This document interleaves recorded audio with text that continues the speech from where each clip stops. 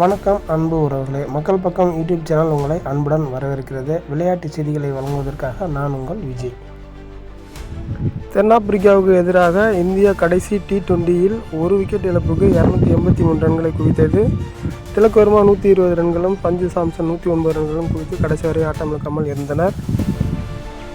இதனைத் தொடர்ந்து 284 ரன்கள் என்ற இமாலய இலக்குடன் தென்னாப்பிரிக்க அணி களமிறங்கியது. 3 ஓவர்களிலேயே தென்னாப்பிரிக்க அணி 10 ரன்களுக்கு 4 விக்கெட்டுகளை இழந்து தவித்தது. பின்னர் ஸ்டப்ஸ் மில்லர் கூட்டணி இணைந்து 5வது விக்கெட்டுக்கு 86 ரன்கள் பார்ட்னர்ஷிப் அமைத்தனர். பின்னர் மில்லர் 36 ரன்களிலும் ஸ்டப்ஸ் 43 ரன்களிலும் அடுத்தடுத்து பந்துகளில் ஆட்டமிழந்தனர். ஏன்சன் மற்றும் அதிரடியாக 6-4 விழா செய்யும் அந்த அணியால் வெறும் 148 ரன்களை எடுக்க முடிந்தது. இறுதியாக 18.2 ஓவர்களில் அனைத்து விக்கெட்டுகளும் இழந்து 148 ரன்கள் எடுத்து தோல்வியடைந்தது தென்னாப்பிரிக்க அணி. இதன் மூலமாக இந்திய அணி 135 ரன்கள் வித்தியாசத்தில் அபார வெற்றியை பெற்று சாதனை படைத்துள்ளது.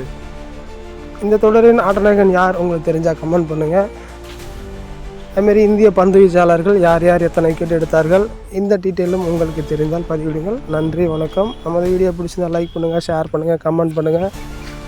மீண்டும் நன்றி.